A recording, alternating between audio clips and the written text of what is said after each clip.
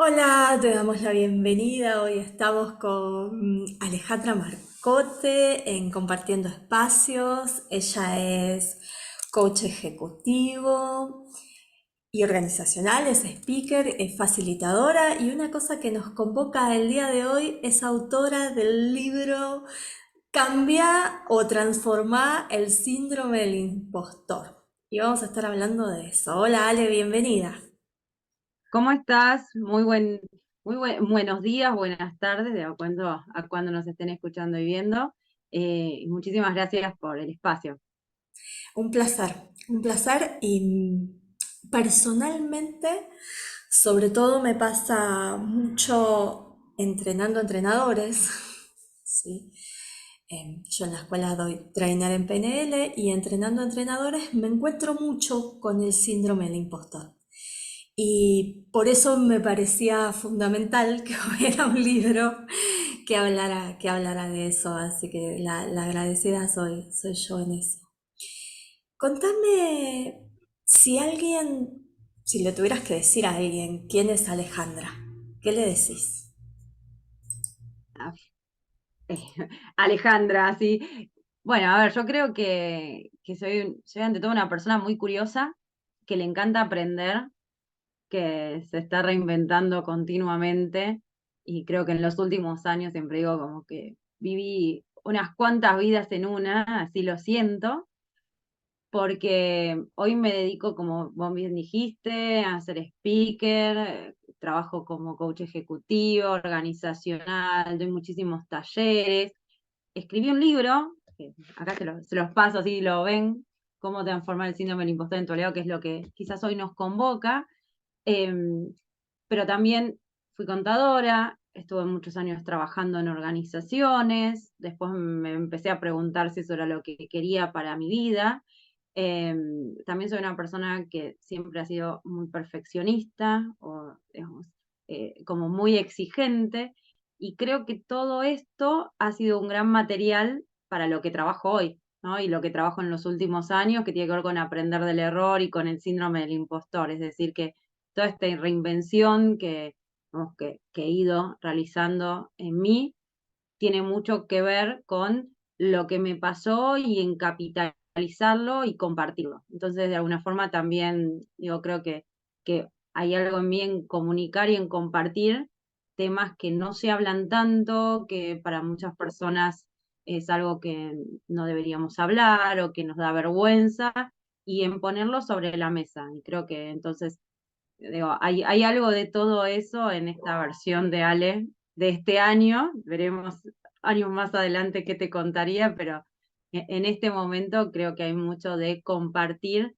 mis vivencias, pero también a través de conceptos y de algo que le pueda servir a la otra persona. Totalmente pensaba en esto de... Somos una generación en la que conozco varias contadoras que nos hemos agotado de la vida corporativa y decidimos hacer otra cosa y acá estamos, lo cual está muy bueno. Ejemplo de que se puede transformar y transmutar la cantidad de veces que queramos. Vamos Mm. con lo que nos trae hoy. ¿Qué es el síndrome del impostor? Vamos con esa primero sencillita. Dale, bueno, el síndrome del impostor, siempre digo así como muy fácil para identificarlo, es la idea de que somos un fraude, ¿no? Entonces, por esto se habla no de que somos impostores o impostoras, sino de que es una sensación de que somos un fraude. Es la idea de que estamos engañando a las otras personas, de que en cualquier momento nos van a descubrir, que nos llamaron para este trabajo, pero no éramos nosotros los indicados, de que nos pusieron, ¿no? Digo, entre comillas, nos pusieron una buena nota, no es que nosotros nos la merecíamos, sino que nos pusieron una buena nota, y en realidad en algún momento se van a dar cuenta de que no, de que deberíamos reprobar, ¿no? De que en esa materia no nos debería ir tan bien. Tiene que ver con eso. Ahora, entonces aparece ahí el miedo a ser descubiertos, aparece el miedo a equivocarnos, porque realmente si nos equivocamos o si hay alguna falla, ahí se va a materializar esta idea de que éramos un fraude, de que no servíamos, de que no estábamos a la altura de las circunstancias. aparece también el poco reconocimiento de los méritos, ¿no? O sea, me pusieron tal vez esta nota, pero fue casualidad, fue obra de que a la otra persona le cae bien, fue suerte que justo me tocaron digamos, estas preguntas. Entonces no reconozco mis méritos porque creo que son obra de algo externo, no de mi capacidad, no de mi esfuerzo. Entonces, todo eso es lo que configura el síndrome del impostor, ¿no? Estos son como los aspectos más básicos. Bien. Hay, nombraste la exigencia recién, ¿no? ¿Qué Ujú. papel Sí. juega la exigencia en este síndrome o en el desarrollo de este síndrome? Bueno, la exigencia es uno de los factores, yo cuando armé el libro, hablé de ciertas creencias que nos hacen sentir un fraude y ciertos factores que potencian, ¿no? Estas creencias. Entonces, primero que digamos, este síndrome tiene que ver con unas expectativas muy altas de nosotros mismos. Entonces, deberíamos un montón de cosas. Deberíamos hacer todo perfecto, deberíamos poder con todo, deberíamos saber todo. Bueno, cada uno y cada una podrá identificar cuál es ese debería que hay ahí detrás. Entonces, la exigencia y juega un rol preponderante, porque es como, yo tengo que obtener ese resultado, tengo que obtener ese 10, no importa si no duermo, no importa, ¿no? Entonces nos lleva a un sobreesfuerzo enorme, y el sobreesfuerzo también está muy vinculado con el síndrome del impostor. Con lo cual, digamos, la exigencia lo que nos lleva es a que tal vez no estamos cuidando los recursos que tenemos. Y en este caso, el recurso puede ser nuestro cuerpo, nuestra salud mental. Digo, no cuidamos eso porque lo que queremos es obtener un resultado. Entonces, la exigencia es un factor fundamental. ¿Por qué? Porque nos lleva, yo siempre digo, es como una locomotora que nos empuja, pero nos empuja sin darnos cuenta de que estamos yendo hacia algo o hacia un objetivo que tal vez incluso nos lleva hacia esa creencia que es súper utópica, y no importa qué es lo que estamos dejando en el medio, que muchas veces puede ser esto, puede ser el no disfrute, algo que sucede mucho en el síndrome del impostor es que no disfrutamos de las cosas que, o sea, nos está yendo bien, pero igual como tenemos esa idea de que deberíamos hacerlo mucho mejor para no ser un fraude, ni siquiera disfrutamos de lo que estamos haciendo y de lo que nos sale bien y de lo que los demás reconocen y nosotros no reconocemos. Acá hay varias cosas que fuiste diciendo, ¿no? Entonces, ¿y cómo detectar si lo tenemos, ¿no? Esto de el miedo a fallar y la exigencia, así como primera, Ujú. pero también el miedo a fallar, el miedo a que me descubran, sí, son esos dos miedos. ¿Hay alguna más que podemos detectar? ¿Qué tipo de pensamientos tal vez tiene alguien que tiene síndrome del impostor? Y los más comunes tienen que ver, viste, yo decía esto de pongo en el afuera, digamos, lo que yo logré. Entonces, los pensamientos tienen mucho que ver con esto, con que me dijeron que estuvo buena mi presentación porque la otra persona es amable, porque me quiere, no porque realmente hubo algo en mí, ¿no? Entonces, bueno, lo más típico son con un poquito de ganas, lo que yo hago lo hace cualquiera, ¿no? Fíjate cómo todo tiene que ver con ponerlo en el afuera y con no reconocer mi participación en lo que yo hice y en lo que yo logré. Entonces esos pensamientos lo único que hacen es sacarnos el poder que tenemos, porque no lo estamos reconociendo. Y acrecienta también la duda sobre nosotros mismos, porque si esta vez tuve suerte, ¿la tendré la próxima? ¿No? Si esta vez fueron las preguntas que me tocaron, fue una suerte que las sabía responder. La próxima, ¿tendré esa suerte? Y solamente miramos desde este lugar, ¿no? Desde una mitad que tiene que ver con el afuera y no conectamos con el adentro. Entonces, son pensamientos de este tipo. También, por supuesto, que aparecen otro tipo de pensamientos, tal vez más catastróficos, ¿no? En donde siempre estoy pensando en un futuro en donde me va a ir mal, en donde como yo no conecto con mi reconocimiento, entonces siempre estoy mirando al futuro como en la próxima me va a salir mal, en la próxima me van a descubrir, ¿no? Suele haber estos pensamientos catastróficos que por supuesto no ayudan porque traen un futuro en donde yo no tengo acción casi. Súper interesante esto, porque llevo tanto a la afuera, es tan azaroso cuando algo sale bien que se ve como minada la autoconfianza, ¿no? Como para Totalmente. resurgirla nuevamente. Y esto que decís del reconocimiento, ¿está relacionado con el merecimiento? Sí, a ver, como yo no reconozco digamos, no reconozco qué hay de mí en el logro de los objetivos, entonces después creo que no lo merezco, ¿no? Cuando yo estoy poniendo en el afuera el logro, entonces, claro, después, ¿por qué voy a merecer una felicitación? ¿Por qué voy a merecer un ascenso? Entonces, ahí está una de las grandes claves del síndrome del impostor, en donde cuando uno pone en el afuera y no hay nadie, entonces creo que realmente no lo merezco.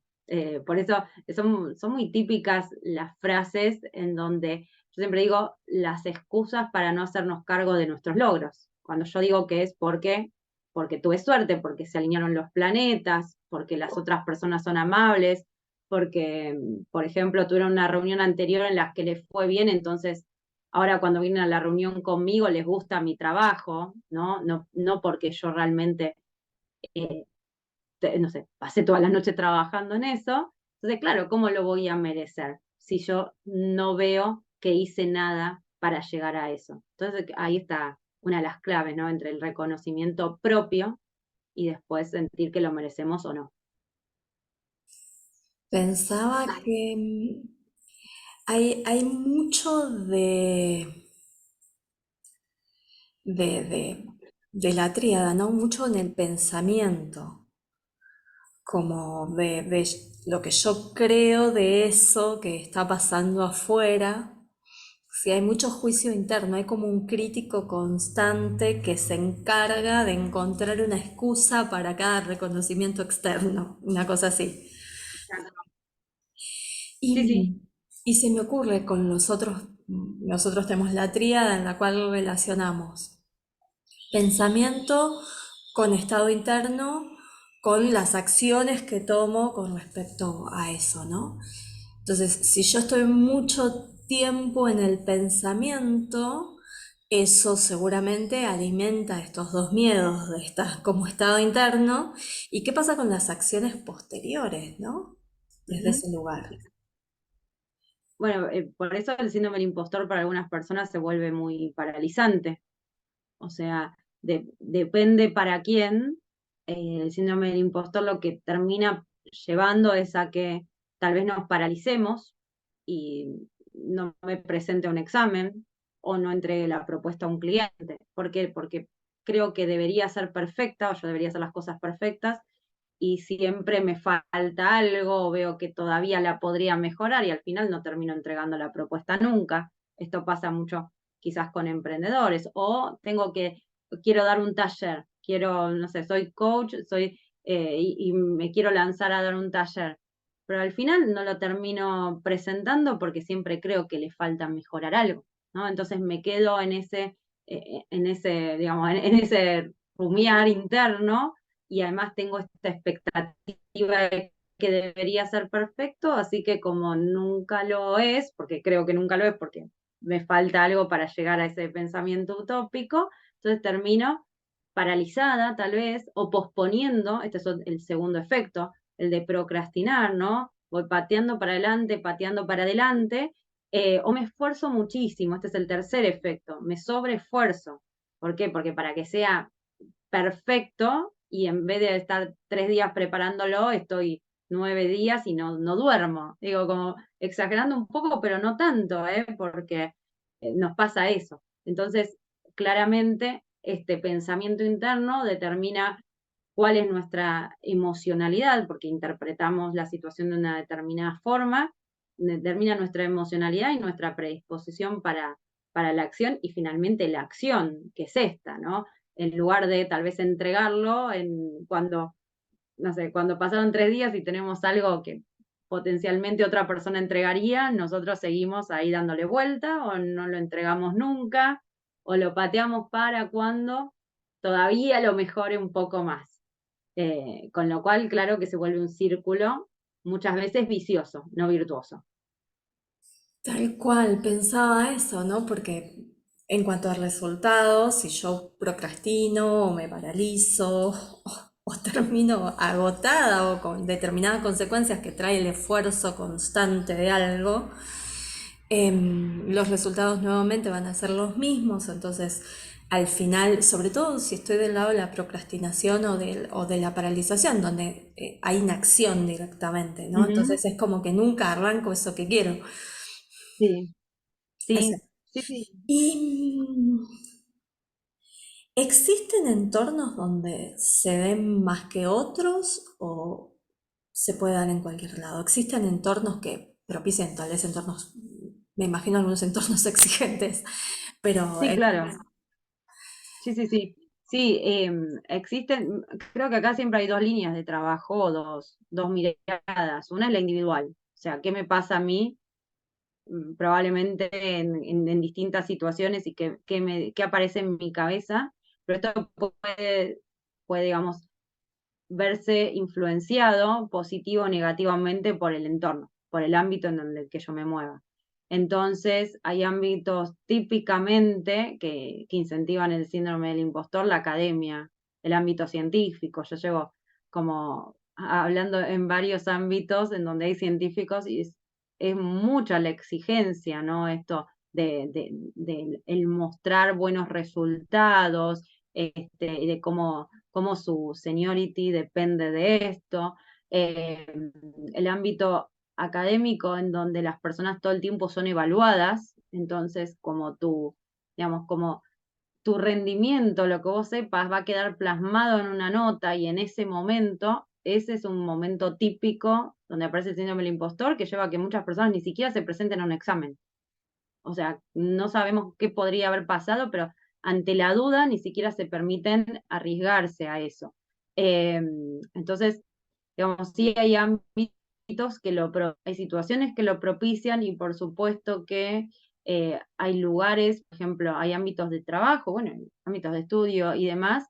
Eh, yo en el libro puse un apéndice al respecto porque hay ámbitos que son muy, digamos, pueden ser hasta como muy dañinos en ese sentido, porque a las personas se las está comparando constantemente, la comparación también es un factor, así como la exigencia que incentiva el síndrome del impostor, se les está recordando todo el tiempo los errores que tuvieron, o sea, se les recalca mucho los errores, pero no los aciertos, entonces eso lleva a que la persona esté constantemente en contacto digamos, con la duda sobre sí mismo, ¿no? Con lo que le falta, cuando hablábamos antes del reconocimiento, y sí, no puedo reconocer lo que tengo, reconozco muy bien lo que no tengo, lo que me sale mal, pero no lo que me sale bien. Entonces hay ámbitos que son eh, potenciadores del síndrome del impostor, no potenciadores de la persona como para su crecimiento, sino potenciadores del síndrome del impostor. súper interesante para tener en cuenta ahí cómo podemos empezar a recorrer el camino inverso, ¿no? ¿Cómo hacemos para salir de este círculo en el que nos vamos enredando cada vez más cuando ese síndrome se presenta? ¿Qué podemos empezar a hacer? ¿Por dónde arrancamos? ¿Cuál sería el primer paso? Primero, bueno, darme cuenta que dimos un montón de formas de pensamiento, tips y lugares. Y el Ajá. segundo, Yo creo que lo primero es esto de reconocer que es, digamos, síndrome del impostor, o llamémosle como le queramos llamar, pero que no es una verdad sobre mí. Es decir, no es que porque yo pienso que, o sea, que yo soy un fraude, que soy un fraude, ¿no? Sino que tiene que ver con el sistema de creencias que yo tengo. Entonces, eso, aunque parezca menor, no es para nada menor. Cuando hay un momento en el clic en los talleres y demás, que es cuando las personas, o en las charlas, que quizás viene gente que no sabe de qué se trata, porque estás en un evento con un montón de charlas y hay personas que no saben de qué vas a hablar. Y cuando lo empiezan a reconocer, y eso tiene un nombre, y entonces, no es que yo soy un fraude, sino que hay algo que me está pasando y que tiene que ver con mi sistema de creencias. Y que si yo reviso mis creencias y empiezo a trabajar en eso y en mis pensamientos, ok, entonces eso puede cambiar, ¿no? Y eso para mí es un punto fundamental. Es ponerle nombre y decir que no es la verdad sobre mí, sino que tiene que ver con la forma en la que estoy pensando. Creo que hay otro punto interesante que es cuando uno puede empezar a como a distinguir cuáles son esas situaciones que a mí particularmente me disparan el síndrome del impostor, porque esto no es para todos, ¿no? O sea, a cada uno, probablemente una persona está en una reunión y no le pase nada, y hay otra persona que dice, no, si hay gente de un nivel jerárquico superior, ponerle en una organización, o si hay ciertos referentes, yo ya siento que no tengo que estar haciendo nada acá. Y otra persona la evaluación la desafía y la potencia, pero hay alguien que se apichona, diríamos, y dice, no puedo con esto, ¿no? O espero y me presento la próxima. Entonces, identificar las situaciones hace que uno pueda estar mejor preparado y además pueda tener algún recurso interno como para decir, espera, o sea, no es que yo no sirvo para esto, sino que en esta situación yo ya me paro desde otro lugar. Eh, Creo que después hay varias estrategias. Primero, el identificar cuál es la creencia de base, que o las creencias de base que están haciendo que yo me sienta un fraude, es fundamental porque cada una tiene una línea de acción distinta, ¿no? Es decir, no es lo mismo si yo pienso que las cosas a mí me deberían salir fáciles y que cualquier cosa a mí me tendría que salir fácil y rápido. Entonces, si yo pienso eso, probablemente a la primera que me sale mal, ¿no? O que tengo una dificultad, yo ya me siento un fraude. Pero fíjate que esa creencia incentiva el síndrome del impostor, pero hay una creencia contraria que también lo incentiva. Y es decir que yo creo que si no me esfuerzo un montón, soy un fraude, ¿no? O sea, viste cuando, al revés, cuando hay cosas que me salen como casi naturalmente, pero ¿cómo lo voy a cobrar esto? Yo, o sea, me tendría que esforzar mucho para que algo realmente valga la pena. Si esto me sale rápido, no. O sea, entonces me siento un fraude también. Fíjate cómo dos creencias contrarias, y estas de las 7 creencias que yo desarrollé son las dos más, tal vez como eso, ¿no? Que se contradicen, pero generan un mismo efecto. Pero sin embargo, la forma de trabajo de una y de otra es distinta, ¿no? Entonces, por eso es importante identificar qué es lo que me está pasando y cuáles son las creencias para trabajar sobre eso. Eh, Después, por supuesto que algo que podemos hacer todos es compartir. Yo creo, por eso está buenísimo estos espacios de discusión, pero también encontrar una otra persona con la que hablar del tema. Porque algo que genera el síndrome del impostor es mucha vergüenza. O sea, hablamos antes de los miedos, pero también genera mucha vergüenza, porque yo creo que, no sé, estoy acá, pero no sé qué estoy haciendo en este grupo, porque, o sea, yo siento que no estoy a la altura. Y creo que el resto sí. Esto pasa mucho en los equipos de trabajo, ¿no? Entonces me da vergüenza, porque en cualquier momento se van a dar cuenta que yo no tenía que hacer nada acá.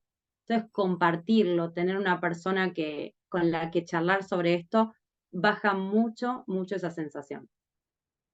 Ahí hay algo súper interesante que también trae, ¿no? Y me parece que sí, esto de nombrarlo, por lo menos, vuelvo a decir, en el ámbito que más lo veo yo, tiene que ver con el entrenando entrenadores. Y cuando vos lo nombrás, le acercás, le decís que existe, que puede ser eso, que se fije dentro de este rango de creencias que puede traer, baja mucho, calma mucho y empiezan a trabajar de otra manera. ¿Sí? Pueden estar trabajando, encontrar ese tipo de creencias, trabajarlas y empezar a trabajar de otra manera con las personas. Lo otro que pensaba son las dos últimas cosas que trajiste, ¿no? Son todas cuestiones sociales. Acabamos de hablar de compartir la vergüenza como es un sentimiento social, tiene que existir un otro para que yo me avergüence de algo, ¿sí? Y esta otra que me parece fundamental, que tiene que ver con los equipos, sean de trabajo, grupos de estudio o lo que fuera, pero que en el equipo de trabajo también se ve, es esto como la falta de encontrar mi lugar en ese equipo, como la no pertenencia constante, entonces eso acentúa más los miedos, la vergüenza, el bullying de parte de los demás, ¿no? Como fuerte desde ahí, ¿no? ¿Cuánto de lo social hay? ¿Cuánto de la mirada del otro hay puesto en el síndrome, ¿no? Sí, acá hay algo que sea quizás interesante y es que también en el síndrome del impostor recibimos muchas veces un feedback positivo, ¿no? Porque, digo, más allá de que, por supuesto, hay ámbitos que los incentivan, lo interesante es que las personas recibimos, o sea, cuando nos sentimos así, tal vez recibimos buenas notas, ¿no? Recibimos comentarios positivos, vemos ciertos logros que se dan, pero no los podemos tomar, ¿no? Y sí tomamos esos comentarios negativos, entre comillas, o esas críticas, o esa comparación. Entonces, siempre ahí digo, ese es otro de los tips, podríamos decir, para trabajarlo. Ver cómo cuando nos están dando un feedback positivo, porque el síndrome del impostor lo que te dice es, mira, yo creo que estoy engañando a otros que confían en mí.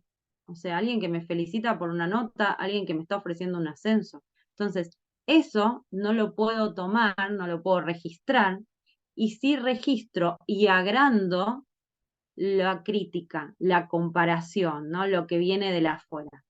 Por eso creo tan importante trabajar, por supuesto, en los equipos y en los distintos ámbitos, pero ver qué me pasa a mí con eso, ¿no? Cómo estoy tomando una cosa y la otra.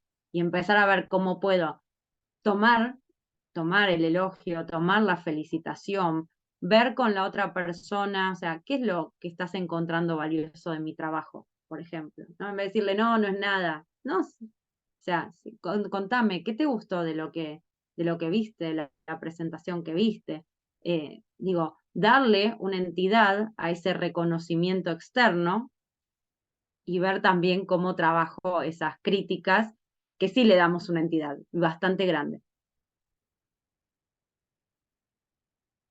Es como un desfasaje, ¿no? De lo que Sí. elegimos tomar del otro, de lo que elegimos juzgar Ujú. tal vez del otro. Así que está bueno ese como tip. El tercero o cuarto que estamos dando ya es este, ¿no? Empezar a ver cómo tomo ese reconocimiento.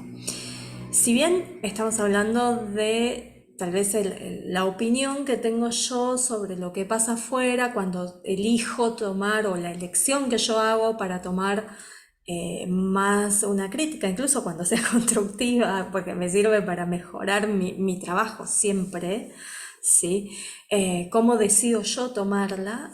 Y vamos de vuelta al interior, ¿no? A cuáles son, Ujú. o cómo me conecto conmigo y esto que traías vos dentro de la experiencia subjetiva, ¿no? ¿Qué me pasa a mí con eso? ¿Cuáles son mis creencias? ¿Cuáles son las situaciones que a mí me disparan este síndrome y me llevan a no accionar, a paralizarme, a procrastinar y todo eso? ¿Cómo puedo hacer para conectarme? Porque más allá de pedirle al otro, comentar. Estas son como las estrategias que podemos hacer con personas aliadas, ¿no? Ahora, Ujú. ¿cómo me voy conectando para ganar autoconfianza yo y empezar a reconocer yo ese reconocimiento? Sí, esto si bien tiene que ver con otros, uno puede hacerlo, digo, con uno mismo en la medida en que, por ejemplo, esto que te decía de tomar los elogios, es primero ser muy consciente de la radio interna. O sea, ¿qué es lo que me digo? Para ver qué creencias tengo, yo siempre les pregunto, bueno, ¿cuáles son esas frases que te decís? ¿Qué cosas te decís en esos momentos en donde te estás sintiendo un fraude? Y esto que vos decías, en qué situaciones? Bueno, entonces empezar, hay algunas personas que lo tienen muy claro, pero otras personas es algo difuso.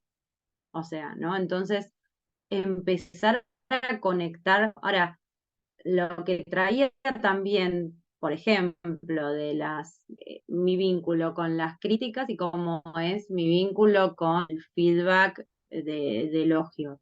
Bueno, ahí yo puedo empezar a trabajarlo conmigo y cada vez que una persona me dice algo positivo, de repente frenar antes de, digamos, de ese piloto automático, de bajarle como el rango al elogio y decirle gracias. Ese ejercicio cuesta muchísimo. En general, por lo que la mayoría me dice, ¿no? Es como cuesta hasta que yo freno y digo gracias.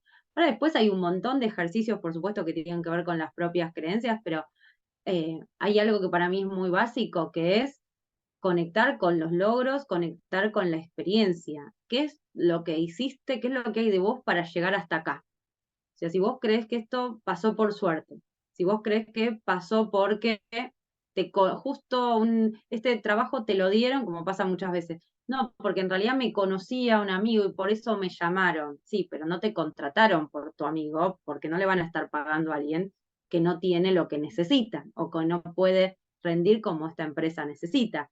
Entonces, ¿qué hay de vos más allá de lo externo para estar donde estás? Entonces, digo, creo que hay un ejercicio que es muy básico y tiene que ver con empezar a trabajar, mirar hacia atrás y cuáles son, digamos, qué hay en tu recorrido que aporta a eso, ¿no? ¿Cuáles son los logros que hay que te llevan hasta acá? ¿Cuál es la experiencia que hay que te lleva acá? Y no es la experiencia solamente no hablo de títulos, hablo de lo que hiciste, de cómo desarrollaste las habilidades necesarias para todo ese trabajo que parece, que yo te digo, básico y simple, muchas veces cuesta. ¿Por qué? Porque ni siquiera puedo verlo, ¿no? A veces ahí de nuevo, a veces tenemos que recurrir a una mirada del otro, porque las personas tal vez no pueden encontrar demasiado qué es lo que hay en su camino, ¿no? Entonces, a veces también acá recurrimos al otro desde un lugar positivo, o sea, ¿qué es lo que ves en mí, digamos, que me trajo hasta acá, por ejemplo, ¿no? O sea, o qué viste del trabajo que hicimos juntos, por ejemplo, para que me dieran este ascenso. Pero buenísimo si alguien lo puede hacer. Este es un trabajo, me parece fundamental, como siempre, preguntarse qué hay de mí para estar acá hoy. O sea, sacando, agradeciéndole al amigo que nos conectó, a la suerte, a los planetas, a todo. Le agradecemos a todos, pero ¿qué hay de mí en esta situación? Ese es un trabajo para mí bastante profundo para hacer y para mirarse, ¿eh? Y cuando la persona lo hace, es como que empieza, mira, no me acordaba en realidad que había hecho tal cosa, y, sí, también esto hice, mira, ¿no? Y como que empieza a aparecer algo que bueno, sí, de alguna forma está bien, estoy acá y hay algo de mí, que es un trabajo constante, porque a veces cuesta verlo. Eh, Súper interesante porque también lleva como a nivel de identidad, ¿no? Ujú. Esto de una moneda y la otra, ¿no? Esto de llevar al soy un fraude de todas las creencias, entonces soy, lo pongo a nivel de identidad, y esto de encontrar, eso es lo que lo hace por ahí un poco, pero también es constante, ¿no? Encontrar qué tengo yo de extraordinario para que eso haya salido así, cuál es la diferencia que hace la diferencia. Empezar a Ujú. ver, pensaba en esto, ¿no? Y vuelvo a la pertenencia a los grupos, ¿no? Nunca da lo mismo que una persona esté o no, por ahí entender eso, ¿no? Bueno, en esto que no da lo mismo que yo esté o no en ese grupo. ¿Cuál es la diferencia que hace mi presencia en ese grupo? Encontrarla como del lado del reconocimiento, ¿no? Claro. Desde ahí se me ocurría. Esto que decías que es difícil y puede llevar mucho tiempo, porque además lo vamos cambiando, nuestro ser. Después ya, una vez que lo trabajamos, seguimos viendo todo Sí, el sí, cómo estar siendo en el mundo. esto es un trabajo, por eso siempre digo, no son 3 tips de revista en general, ni 3 tips que todos lo van a tomar de la misma forma, ni que les va a servir igual. Por eso traje el ejemplo de las creencias, o sea, depende lo que yo creo y depende cuál es la creencia que en este momento me está limitando, que tal vez en otro momento fue una creencia posibilitadora, ¿no? Tal vez llegué hasta acá, hasta donde estoy hoy, porque esa creencia me ayudó, me impulsó, pero en determinado momento se está convirtiendo en un obstáculo al momento de que no puedo cambiar, de que no puedo tomar el puesto, que al final, digo, me ofrecen un ascenso y yo digo que no. Lo estaba el otro día conversando justo en una charla. ¿Cuántas veces nosotros decimos que no a algo y después vemos que contrataron a otra persona y tal vez la otra persona, nosotros decimos, pero pará, yo tranquilamente podría haber estado ahí, ¿no? Tiene menos credenciales que las que yo tengo, pero yo ni siquiera me postulé, porque ya yo misma me dejé de lado en ese lugar, ¿no? Porque no estoy a la altura. Entonces, a veces la diferencia, ¿no? De cómo interpretamos las situaciones, la otra persona la interpretó de una forma en la que, bueno, me arriesgo y voy, y yo ni siquiera me animé, ¿no? Tal vez hasta, aunque me hayan llamado, esto pasa en los talleres, es decir, personas que dicen, no, yo dije que no a tal cosa, pero te vinieron a buscar y no, pero yo creo que no estoy a la altura. Entonces, nosotras mismas y nosotros mismos nos obstaculizamos.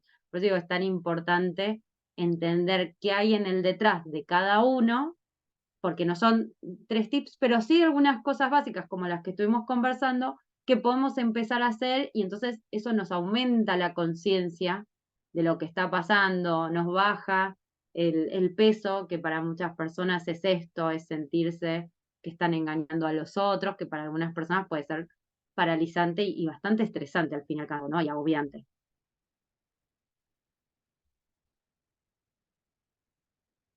Pensaba así como existen situaciones y existen lugares, existen entornos. Hay como un capítulo especial sobre las mujeres, ¿no? ¿Encontraste que se da Ujú. más en algún tipo o en algún un género que el otro o en algún tipo de personalidad que otra?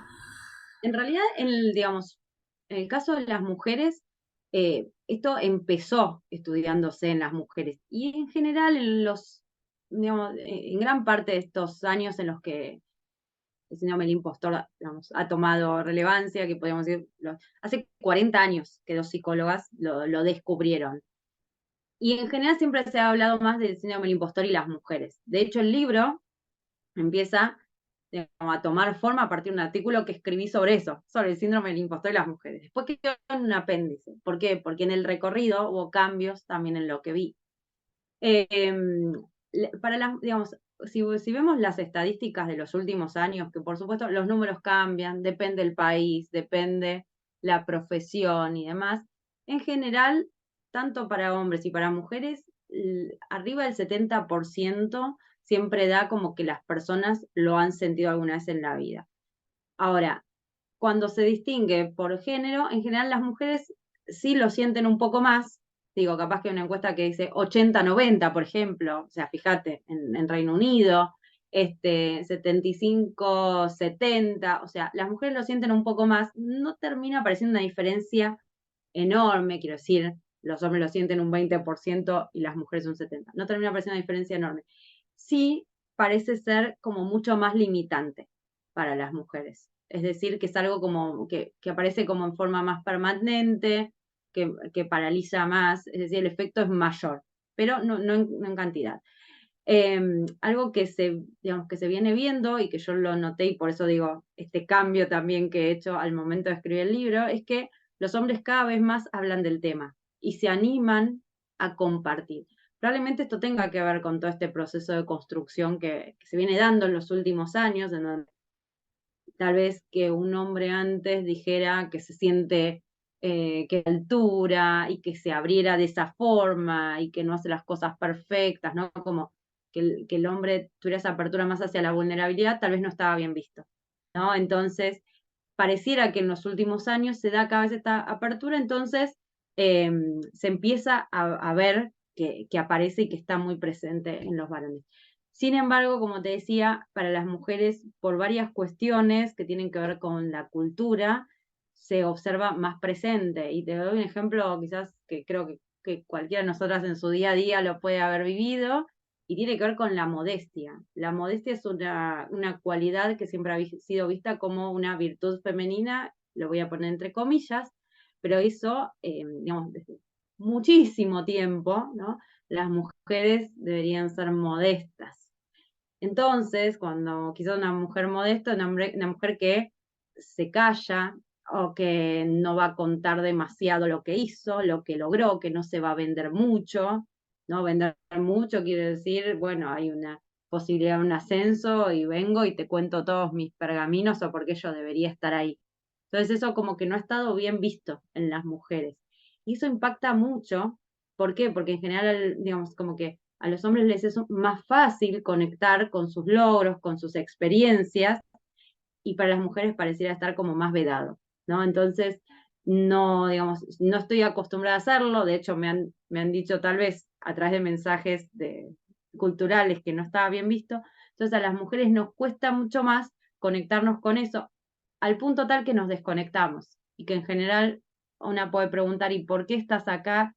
Y no logro conectar y no logro reconocer. Entonces la modestia, por ejemplo, como cuestión cultural, ha minado bastante la posibilidad de las mujeres de conectar con eso de mi recorrido y el venderme y el creer que estoy acá y que me lo merezco. Súper, súper interesante. Lo pensaba desde ese lugar, desde lo cultural, ¿no? Cuántas cosas hay que todavía desde esta deconstrucción vamos a seguir también modificando y cambiando. Hablaste que hace relativamente poco, hace 40 años que, que se conoce. ¿Se descubrió de alguna manera especial esto de que fue descubierto, ¿no? Sí, sí. Tenía que ver, esto que te decía, con un grupo de mujeres. Había dos psicólogas que estaban trabajando con un grupo de mujeres que ellas consideraban como de alto potencial, ¿no? Mujeres con una cierta trayectoria en una universidad, y sin embargo las mujeres, estas mujeres en particular, no podían conectar con eso. O sea, y hablaban lo que te comentaba al principio, de que, por ejemplo, bueno, si estaban en esa universidad era porque las barreras de entrada al final no eran tantas, ¿no? O sea, como, bueno, entrar acá al final no era una barrera tan difícil, en lugar de decir, no, espera, quizás la barrera sí está alta, lo que pasa es que yo tengo los méritos o me esforcé un montón o soy una mujer lo suficientemente capaz como para haberla sorteado, ¿no? Entonces, lo que ellas veían era eso, veían que también algo que uno sigue viendo en los grupos hoy, o sea, yo estoy en un grupo con vos y digo, pero ¿cómo puede ser que ella esté pensando así de ella con lo genia que es? Y sin embargo, y vos estás pensando lo mismo de mí, y sin embargo internamente pensamos que nosotras no tenemos lugar en ese espacio. Entonces ahí es donde nace el concepto, y por eso te decía que, digamos, que ha estado tan vinculado con las mujeres, y probablemente es un tema que yo cuando lo empecé a trabajar, lo trabajaba, digamos, en charlas para grupos de mujeres, ¿no? Es un tema que en general las mujeres conocen un poco más. También esto que comentaba de que los varones tal vez se conectan, o sea, está el permiso social, podríamos decir, ¿no? Como para conectarse y compartir un poco más. Entonces aparece como más sobre la mesa en los últimos años, pero siempre ha estado muy vinculado por eso con las mujeres, ¿no? Pero por varias cuestiones culturales. Yo te decía, la modestia, también esta idea de que la perfección, o también el orden, ¿no? Como que hay ciertas cosas que están muy vinculadas a las mujeres desde nuestra crianza. Por suerte las cosas están cambiando, ¿no? Pero esto de hacer las cosas perfectas, quizás nosotros hemos tenido más exigencia, ¿no? Digo, hasta desde la apariencia, que un nene quizás sale a jugar y vuelve con todo roto y despeinado y tiene el dormitorio hecho un lío, y bueno, cuántas veces dice, bueno, es un nene, pero si la nena vuelve igual, ¿no? Probablemente tiene su dormitorio todo hecho un lío y demás, ha sido en general juzgada de una forma diferente. Es una nena, debería tener todo en orden, debería estar bien peinada, bien presentada, con todo ordenado.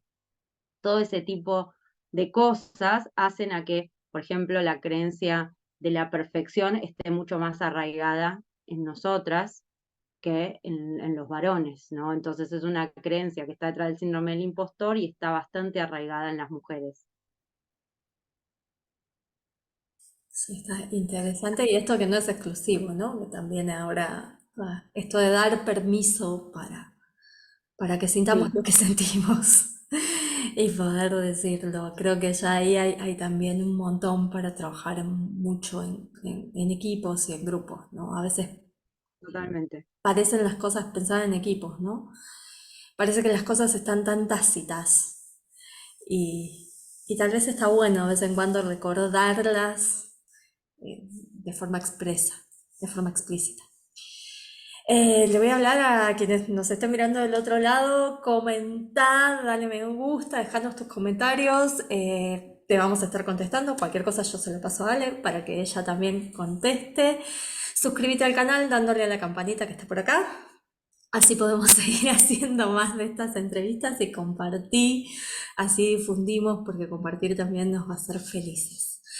Quienes quieran del otro lado conseguir el libro, ¿cómo lo consiguen?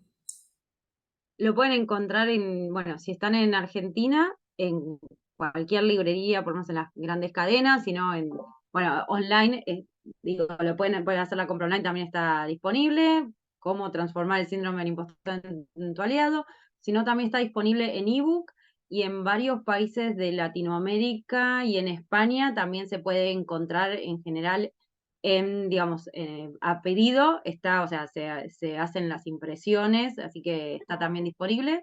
Y en general en mi Instagram yo voy actualizando de cómo se consigue. Bueno, después está en Amazon, en Baja Libros, en formato ebook. O sea, hoy ya está como bastante disponible, por lo menos para, digamos, aunque sea en ebook, lo van a encontrar en distintos lugares. En varios lugares. Vamos a dejar las redes de Ale en la caja, así también la pueden encontrar a ella. Y estamos ya como cerrando, y en este ciclo yo estoy haciendo una pregunta para reivindicar y acordarnos que la vida es aprendizaje. ¿Qué aprendizajes te dejó la última pandemia? Este tiempo de pandemia que Ah, pasó, por suerte. bueno, el libro es hijo de la pandemia, por ejemplo, así que me dejó, creo que varios aprendizajes. Creo que para mí fue un tiempo de ir hacia adentro bastante, o sea, de meterme, de repensar, de repriorizar, ¿no? Creo que yo por lo menos venía con mucho trabajo y mucho trabajo presencial y corriendo de un lado para el otro. Cuando llega la pandemia, de repente, todo eso que había parecido que era urgente, que no se podía modificar y demás, desapareció, ¿no? La agenda se vació. A mí eso me llevó a pensar bastante en qué estaba haciendo, en dónde estaba poniendo mi foco, ¿no? Cómo también muchos pedidos que venían como de afuera, digamos, que parecía que eran inamovibles, de repente no existían más, habían cambiado las prioridades.